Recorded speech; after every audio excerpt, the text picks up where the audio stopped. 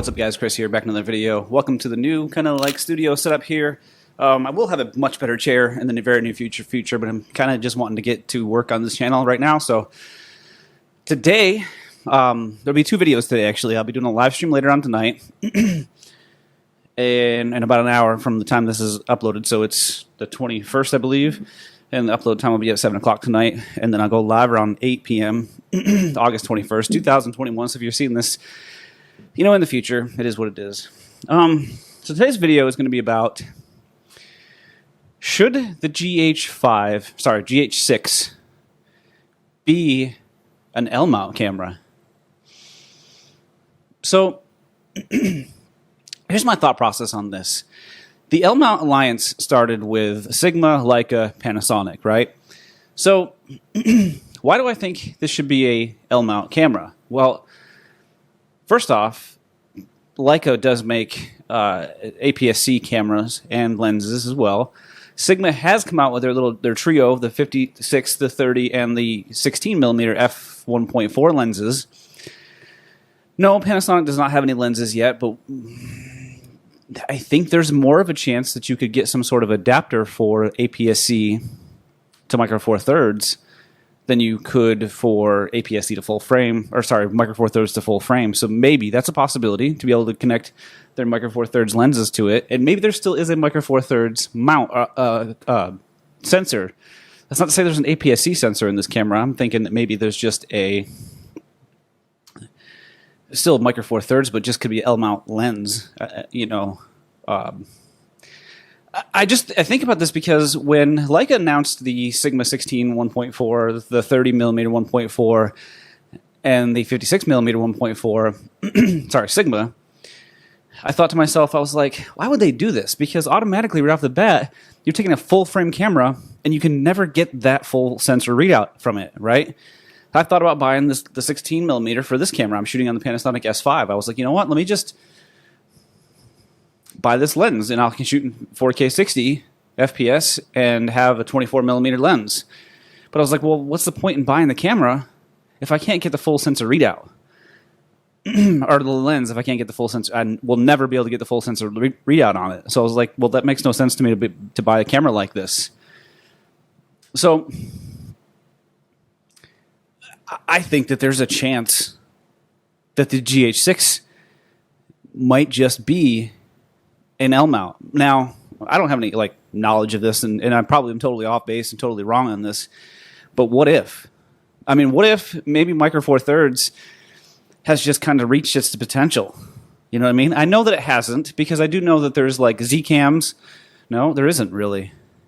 There's not another camera out there that goes up to a micro four thirds that goes up to 6K in my research right now. Even when the Blackmagic Design, when they decided to go 6K, they went with an APS-C sensor. When you look at Z-Cam and stuff like that, once they get up past 4K 60 or 4K, maybe they do a 120 frame per second one. But once they get into 6K, they go to APS-C sensor. What if the reason the GH5 Mark II came out, because to basically build that last camera for micro four thirds, to put everything they possibly can into micro four thirds. This is the end-all be-all for micro four thirds. The current technology will never make micro four thirds any better than this.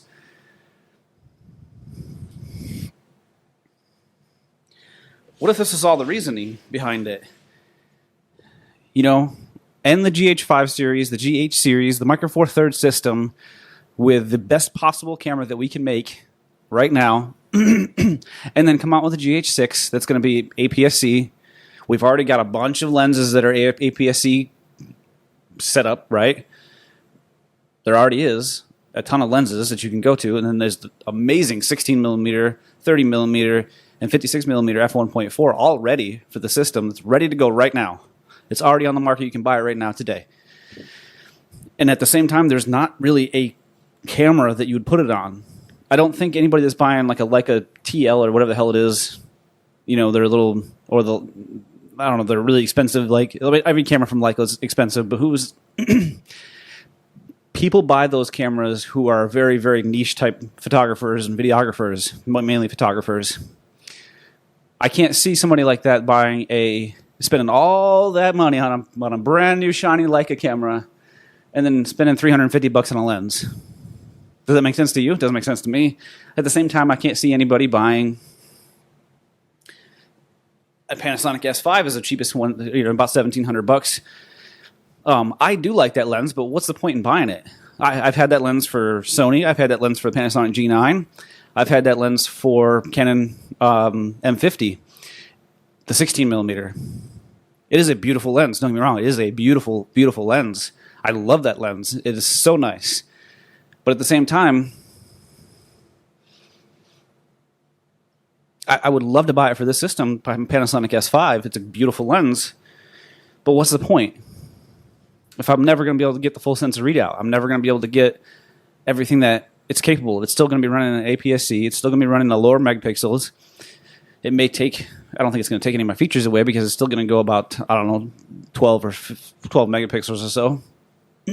But I think this is a good move to bring the GH6 into an APS-C with the L-Mount. I think it's a good move because you can look at something like Canon right now, who's having a hard time distinguishing whether or not they want to really invest any money in their EF-M mount, because, in my opinion, why? And then their RF mount. Running two different mounts, I think, is just kind of proving to be a lot bigger task than it should be, or than it is, because, I mean, traditionally, most of these camera companies have only run one mount. So what's the point in running two? It would actually make a lot of sense to make it an L mount. It would make a lot of sense to make it an L mount. And I kind of really hope it. I am a lot more interested in this camera if it's an L mount, because I would love to buy the GH6 and pair it with that Sigma 16 1.4 and have a 24 megapixel sensor, or 24 millimeter 1.4, and that lens is only a couple $100. Like, I'm almost tempted to just go buy it now, because, I mean, in worst case scenario, I use it on this camera. That's not a bad thing. Best case scenario, I'm all set up, because that lens right there is going to be going like hotcakes once the GH6 actually drops and is available to people to buy.